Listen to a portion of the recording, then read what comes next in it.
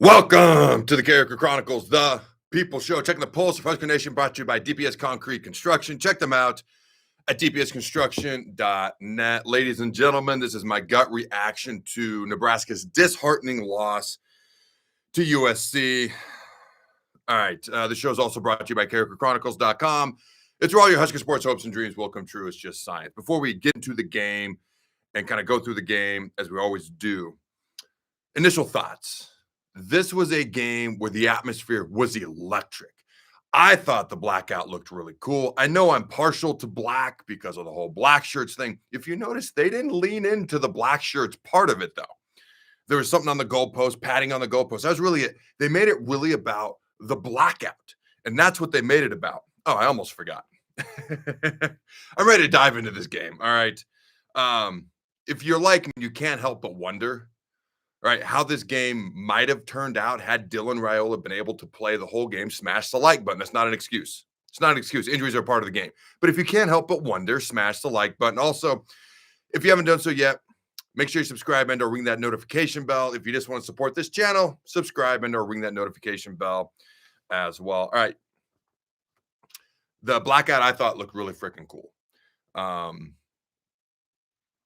The fans were electric. I mean, the crowd was into it. It was a phenomenal atmosphere.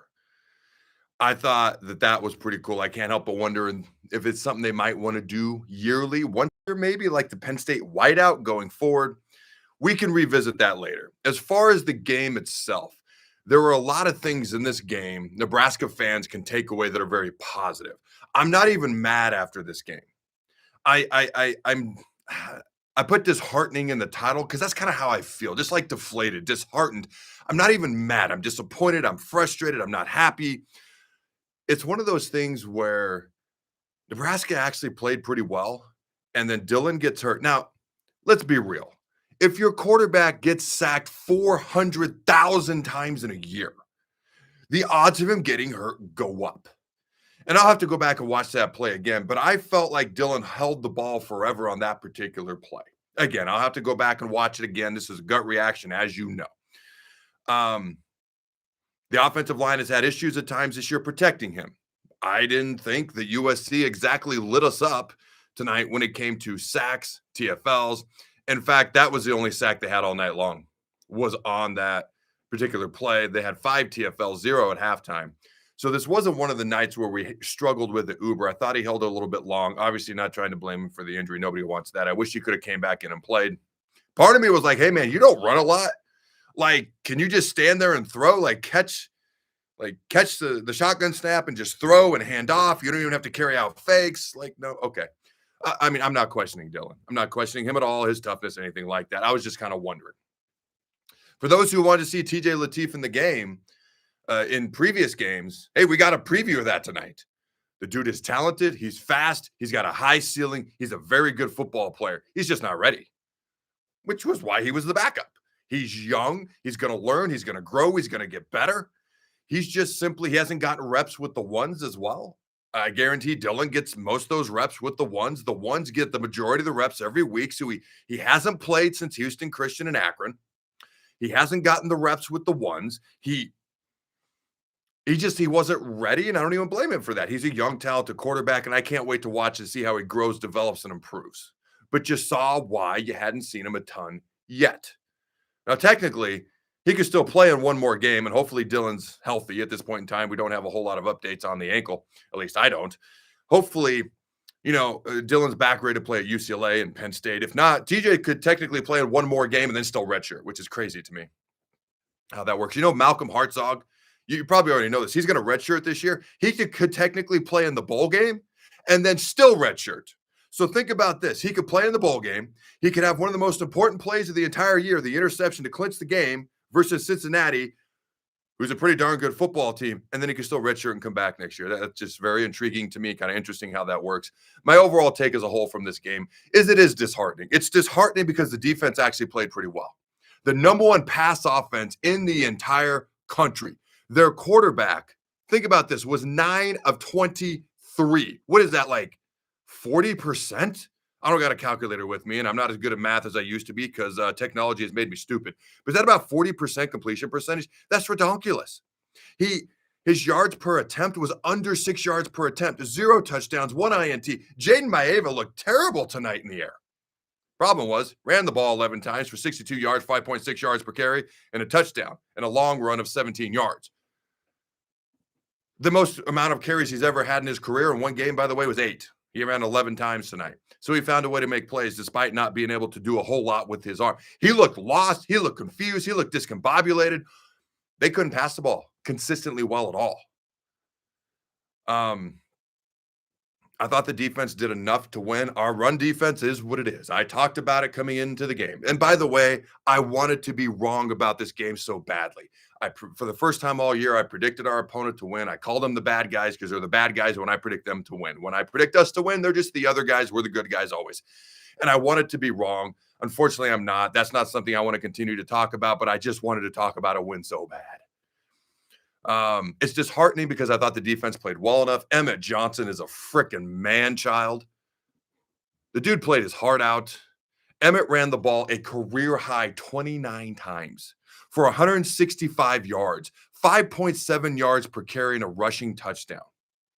29 carries. Average 5.7 yards per carry, almost 200 yards rushing, a little leeway there. Okay, 165 yards, and he caught 2 passes. So he touched the ball 31 times tonight. Did you know that coming into the game against Power 4 teams, Nebraska was 3-0 when he rushed the ball 20 yards or 20 times or more? We were 1-2, okay, against Power 4 teams, and coming into tonight when he didn't touch the ball or rush the ball 20 times. And in those 2 losses coming into tonight, Dylan Raiola had been sacked more often in those 2 games than the other 6 games combined. Again, that was coming into tonight. It's disheartening because a lot of things in this game were played well enough by Nebraska to win. You got to have a backup quarterback. Again, I don't put this on TJ Lateef. You got to have a backup quarterback. Jalen Gromstad is there, but TJ won the backup job, who can come in and threaten the defense more. USC had no fear. No fear. I don't blame TJ at all. Like, this is part of developing backups, depth. This is part of developing your young players. No fear at all of a deep ball. I mean, they were man-to-man across the board. They were loading the box. They were cover 0, no safeties deep, 8, 9 guys in the box. They were run blitzing. They had no fear whatsoever getting beat over the top. Would we have won the game if Dylan stays in? I actually do think we would have. Now, nobody knows for sure. I actually do think we would have. USC wasn't doing anything special. We got to stop them better in the run game. They were running the ball really, really well. That's going to happen against us. They averaged 203 yards rushing per game. They ran the ball for 202 yards. Ran the ball 38 times. Nebraska ran the ball 40 times. They averaged 5.3 yards per carry. We averaged 4.7 yards per carry. It came down to we couldn't move the ball once Dylan went out, and they could run the ball. I don't want to say anytime they wanted to, but if they needed to, they could run the ball, and they knew that. Our pass defense shut them down. Emmett Johnson ran the ball well enough for things to go towards the W column for us. It's disheartening. I have one of those little corn cob things you can put on my head. It was over there. It just fell. That's why I looked over. It just fell. The corn cob head thing is disheartened too. It's just, I'm not even mad. I'm not happy, but I'm not going to sit here and like go off like I sometimes do. It's disheartening because Nebraska did things well enough. The fans bought into the blackout. Everybody was in the blackout except for a few, of course, USC Trojan fans. I did see one guy in red, one big dude, and I can call big people big because I'm big. One big dude in red. I called him a curmudgeon. I was like, dude, just buy in. But the fans bought in. The team bought in. Didn't get the win. And I know some people are going to be like, don't care. Didn't get the win. That's all that matters. I understand that logic. It is a results-based business. We didn't get the results done. I completely understand that logic. You've got to have, and again, I love TJ. The future's bright. This kid was in high school last year. He's from Southern California. He's from Compton.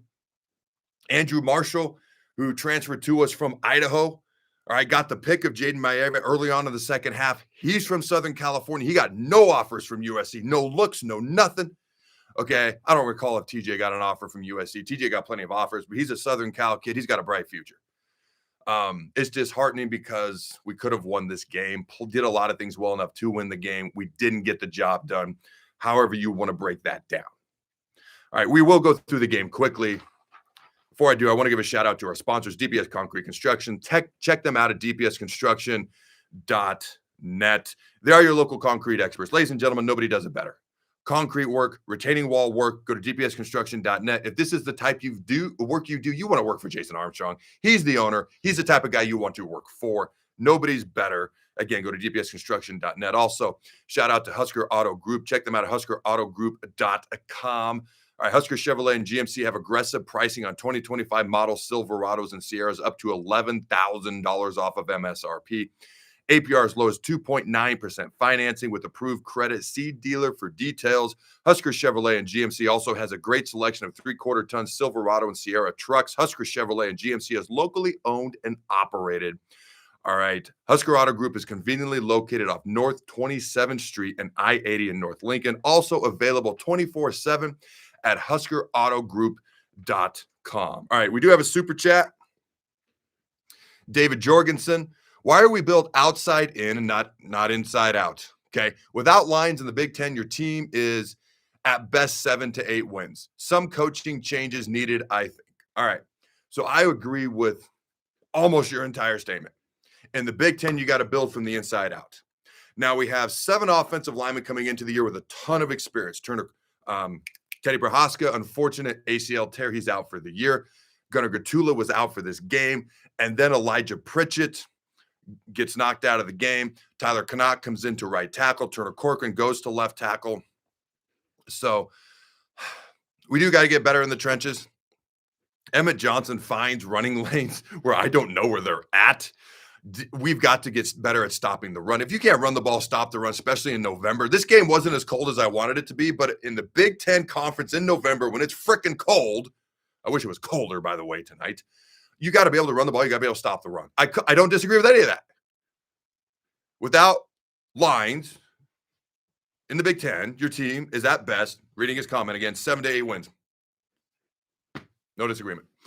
Some coaching changes needed, I think. We'll see what happens. I'm not going to talk about that right after a game. It's like the 24-hour rule. You want to take a 24-hour cooling off period. You can tune into my Sunday night show on Sunday night. I can talk about any of that stuff then. We'll see what happens. All right, I'm going to go through the game real quick. And I do want to get to some of your comments, questions, or concerns.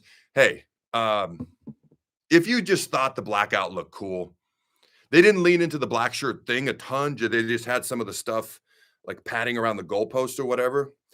For the most part, that was what I saw. But if you thought it was cool, just do TTB, throw the bones. I know we didn't win, but TTB, throw the bones. Okay, because I thought the defense did some good things. Got to get better stopping the run. In the comments section. Okay, we're going to go through quickly here. Nebraska forced 2 3-and-outs right out the gate to start the game. I was like, oh, this looks good. Number 1 pass offense in the country, number 1 total offense in the country. They averaged 530 total yards of offense a game. Let me look and see real quick what they got. They had 337, not even freaking close to what they normally get. And a lot of that's because they couldn't throw the ball. You know, we hadn't allowed coming into the game a single offense to have over 400 yards of total offense. And we did it again tonight, held them to 337. We didn't get the dub. I'm not going to over celebrate, but the defense did enough to win this game. I'm not going to say shut down their passing game, but limited their passing game to a season low 135 yards. And like I said, about a 40% completion percentage, 5.9 yards per pass, 0 passing touchdowns, 1 INT. Okay. Didn't allow over 400 yards of total offense to him. Got to get better at stopping the run. All right. The team intro, the tunnel walk was phenomenal. The crowd was roaring. The back end black of AC/DC was going. I thought that was pretty cool. All right. Huskers had a great first drive. Go right down, score. Crowd's going crazy. Like I said, we forced a couple of 3-and-outs from USC. All right, Dylan Raiola hit Dane Key for a 14-yard touchdown in the front corner of the north end. Nebraska goes 75 yards in 14 plays, takes 7:01 off the clock, 6:29 left in the first quarter. Good guys up 7-0. So here's a picture of the blackout, if you can kind of see that. Even NBC kind of bought into it. They made their graphics like black. Like, how did Matt Rhule swing that? He has an amazing ability to get people to say really good things about him. Like Ari and Wasserman and Andy Staples on 3, freaking love that guy now. It's amazing the ability that he has to do these things. All right. Let's see. Going to move past that. The black balloons I thought were really, really cool. I know balloons can bring controversy. What are your thoughts on balloons being released in general? I thought the black balloons were cool. All right. We had a couple of RPO plays early on with Dylan Raiola running. He doesn't look that bad when he just takes off and runs sometimes on the RPO. I thought he actually looked decent. Okay. USC was not disciplined, and I pointed that out in my prediction. I pointed out we were going to have the advantage in turnovers, in special teams. We missed the field goal, obviously, but it was a 52-yarder, and in penalties. They're an undisciplined team, third worst in the Big Ten, and we're in the upper half of the Big Ten for a change. I'm trying to move quickly here. All right, USC ends up making a field goal. Oh, they were down to the 1 yard line. They were going to go for it on 4th and 1. They got a false start, so they ended up making a field goal, 7-3. There was 2 false start penalties early on in the first half of this game. The crowd was making an impact. It was interesting. USC literally ran the ball down the field, and then Lincoln Riley called a bunch of pass plays from the 7-yard line. Don't overthink it sometimes, but thank you. All right, they were running power plays, and they were being effective, I might add. Okay, there was a couple of times on 3rd and long in the first half where we actually ran the ball. Holgorsen kind of did the reverse there. I didn't quite understand that, but he wanted to establish the run. You notice when we establish the run, all of a sudden our quarterback's not running for his life. What sacked one time tonight? Unfortunately, the time he got hurt. All right, let's see. Nebraska was playing a lot of 2-high safety, by the way, and a lot of 3-man line early on. They went to 4-man line later on, and they ended up coming down. But they were going to make USC beat them by running the ball. It was 7 guys in the box, 3-man lines, almost daring them to run the ball at times in the first half. All right. USC does go down the field. They make a 40-yard field goal. It's 7-6. My kids started chanting 6 or 7, whatever. All right. I did find this ironic because 2 weeks ago, USC was not ranked. They played 0 games because they had a bye week last week, and all of a sudden they were ranked. College football polls, especially the AP poll, will never make any sense to me sometimes. Okay. Let's see. Oh, they talked about this on the TV because I was at the game and then I watched part of it on TV. Matt Rhule and Lincoln Riley have a little bit of a history. 2019 Big 12 championship game. I think Baylor was number 8 in the country. Oklahoma was number 6, went to double overtime. Oklahoma actually beat Baylor for the Big 12 championship. I think that's the game that sticks with Matt Rhule to this day. And if you're a true competitor, championship game, losing in double overtime, that's going to stick with you. I just thought that was interesting. I don't even want to go through. Nebraska is now 2-24 versus AP ranked teams. Our last win was 2016 or 2000. Was it 2016 versus Oregon? I know Matt Rhule. Actually, that's Matt Rhule's record. Let me clarify that. His last win was 2006. Last win versus an AP ranked team was 2016 versus number 20 Navy. Okay. And Nebraska's lost 29. Yeah, I don't even want to talk about that. Okay. I did see special teams, fans, some of the guys on defense throwing the bones. I thought that was cool to see. I want to see more of that going forward. If you agree with me, all right, hit the like button on the video. If you agree with me, I just want to see more of that. Jaden Maeva really struggled in this game. There was a couple of intentional grounding penalties where we were able to get pressure on him at certain points. Now, Nebraska had a huge drive. Let me see here. Raiola hits a 3rd down conversion. Dane Key draws a defensive pass interference on a 3rd and long. And then Emmett Johnson from 10 yards out scored the touchdown to put us up 14-6. At halftime, Raiola was 10 of 13 for 91 yards with a touchdown. Maeva was 6 of 16 for 57 yards. And I think that's the least amount of passing yards Nebraska had allowed. At halftime, I'd have to go back and double check that. But Emmett Johnson had 15 carries for 76 yards and a touchdown. All right, total yards, Nebraska 180, USC 178. It was deadlocked. It was even. Okay, let's see here. Nebraska was actually the more disciplined team. They were more efficient in the red zone. USC was undisciplined and not as efficient in the red zone.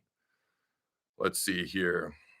Let's see what else we got. So some of the halftime stats that stood out to me. Nebraska was 4 of 6 on 3rd downs. USC was 3 of 8. That means we had a 66% conversion rate on 3rd down. Let's see. Yards per pass. USC was 3.6 yards per pass. We were 7. Rush yards, we had 121. They had 89. They ended up with 202, as I talked about later on. Yards per rush, we were 7.1. They were 4.9. Penalties, all right, we only had 2. They had 5. Sacks, we had 2 sacks, 2 TFLs. They had none. No TFLs, no sacks at halftime. As I mentioned, they ended up with 1 sack and 5 TFLs, okay, at the end of the game. If you look at Nebraska, we ended up with 3 sacks and 4 TFLs by the end of the game.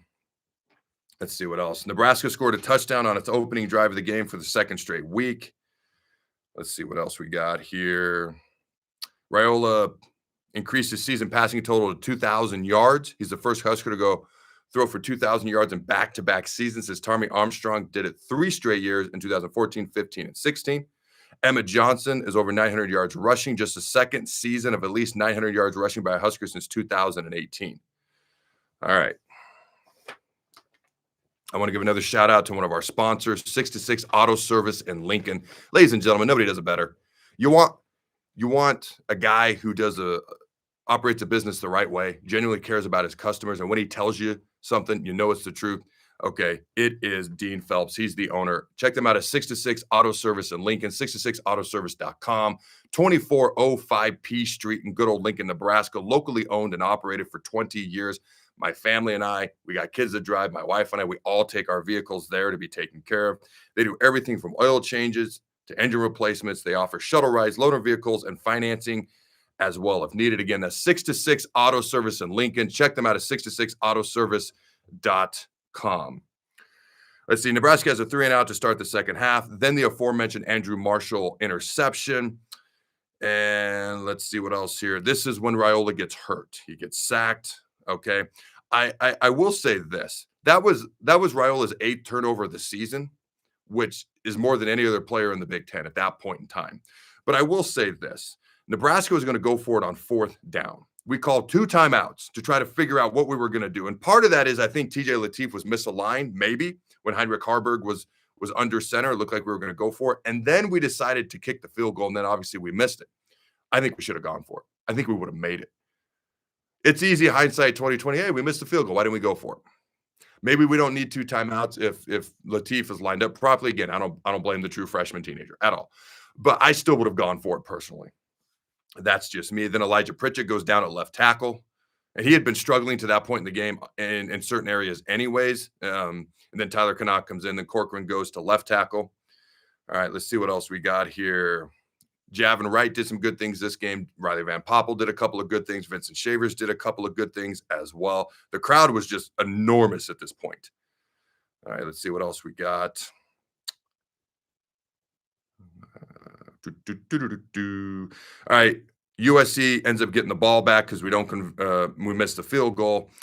Mayava runs it for back-to-back read option plays, runs it for about 29, 30 yards, runs it in for a touchdown. They convert the 2-point conversion, which was a nice little trick play. If I remember right, they put a non-quarterback at quarterback, Mayava at a wide receiver. He caught the snap, ran one way. They put a guy in motion going the other way like they were going to run a reverse. He faked it, kept it, juked out some guys on defense. They converted it. It's now 14-14. It was a 66-yard scoring drive, 5 plays, 3:32 left in the third quarter. Now, USC picked up a couple of personal fouls the rest of the game as the game went along. They were just very undisciplined.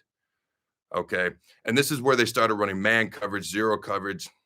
They just didn't feel threatened when Lateef came in the game as far as being able to throw the ball over their heads or threaten them deep. And you could see their confidence on defense. Like, we know everything's going to be within about 10 to 15 to 5 yards. We had several screen passes that we tried at one point in time. Our average yards per attempt once Dylan was out of the game was 1.9 yards per pass attempt, 1.9 yards per pass attempt. Okay, no, your video didn't skip. I repeated it because I don't think I've ever heard of that. And I forget what it was at the end of the game. With about 2 minutes to go in the fourth quarter, we had 90 yards of total offense from the time Dylan went out to about 2 minutes left to go in the game. Again, I'm not indicting any of the players. I would say we've got to be better prepared if a starter goes out. That's what I would say as a team, as a coaching staff as a whole. Kunana does make a 39-yard field goal. It's 17-14. Nebraska. Oh, I thought this was adorable. This kid was way overdressed for the game because it wasn't that cold, but that kid's pretty freaking cute. All right. USC ran a unique-looking flea flicker, got the ball down the field, got 43 yards on that flea flicker. Okay. And they ended up scoring, going up 21-17. That was with about 10 minutes to go, and we just couldn't really do much after that. Let's see what else we've got here. I wrote RPO plays have killed us tonight, and read option plays have hurt us. Nebraska punch, USC punts. All right, so basically the end of the game, we go for it on 4th down. Emmett Johnson unfortunately tripped. He would have gotten it, by the way. It was there. I'm not blaming Emmett. The TV announcer saw maybe he tripped over TJ's feet. I'd have to go back and rewind it, watch it again. He loses his footing, however he loses it. It was there. It was there. That's why I'm just disheartened. I'm not going to throw stuff. I'm not going to yell and scream. I'm going to talk really fast because that's just what I do. It was there. That fourth down play was there. Now, do we go down and score? I don't know. Do we kick a field goal and make it, tie, send it to overtime? I don't know. Do we get stuffed on the next series of 3 or 4 downs? I don't know, but it was there and we would have moved the chains. All right. Had we won, I would have said, my gut reaction, it's not going to be very colorful tonight. It's pretty much going to be in black and white tonight. Lands a little differently when you win than when you lose. Okay. All right, let's get to some of your questions, comments, concerns. Obviously, USC ends up winning the game. Nebraska does not. I don't think it's the end of the world. It's not what we wanted. It would have been a ginormous win had we won. I can't express how big of a win it would have been. Husker Nation is ready to erupt. This fan base has been so loyal for so long. Every time they just get a glimmer of a team that looks like they're going to have a big win or do something good, thumbs up on the screen, apparently, they're just ready to erupt. They've been so patient, so loyal. It's just disheartening. I'm not even mad. Nebraska is going to reach a point where they're going to beat a ranked team, and they're going to beat another one, and they're going to win some games, and they're going to get some momentum. Matt Rhule is going to get us to where we win 8, 9, 10 games. He's going to. Will he do it beyond that? I have no idea. He's never done that. I don't know. But 8, 9, 10 wins, and when Nebraska starts to do those things, these fans will be rewarded for their long-term loyalty and patience that they deserve. They're just waiting. What other fan base would wait 20-plus years? Now, I don't know about 20-plus years. There was some good years in between, obviously, Pelini and some things. I think we did, But my point is, when we get back to that again, this fan base is going to erupt because anytime we just get a little bit close, they erupt in just anticipation. All right, let's get to some of your questions, your comments. Let's see. I said I see a lot of good. Not that it was good. We lost. WTF. Why are you in all caps? Are you yelling at me? You're just yelling into space, into everybody else? We go to UCLA. Let's just project a little. If we go to UCLA, I don't know if Dylan's going to play or not. We go to UCLA, we win. We are 1 win away from 8 wins. Is that correct math? That is correct math. And then you got Penn State, who's struggling, and Iowa at home. There's going to be so many more close games. Everything is still right there. We do got to be able to be better prepared if somebody goes out at a position. Again, that's a team thing. The Smart says Pelini had never had less than 9 wins, and that wasn't good enough. I mean, we're not going to go down this rabbit hole. I played for Pelini, love Pelini. Anytime we got on the national stage, we lost by way too much, and that was tough, plus his temper and bad relationships and things of that nature. We don't need to spend a lot of time on that, but just to kind of respond to that, yes, he won a lot of games here. There was both sides to that discussion as well. All right, Brett says O-line isn't good enough to quarterback sneak. That's a fair point. I do think that we could have gotten that 4th down where we kicked the 52-yard field goal. Now you make the field goal, nobody questions it. Hindsight's 20/20. I personally would have gone for it in the moment. I just would have.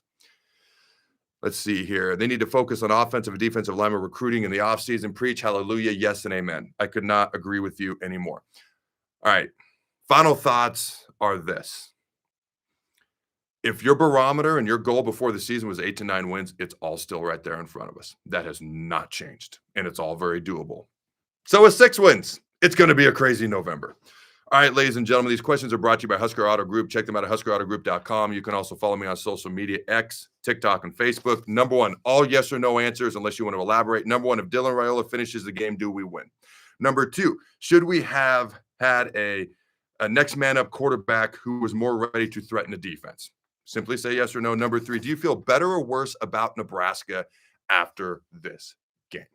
And if you want to elaborate, as always, feel free. Ladies and gentlemen, until next time, go Big Red. Don't go anywhere. Stay with the team. It's going to be a wild November. And always remember to throw the ball.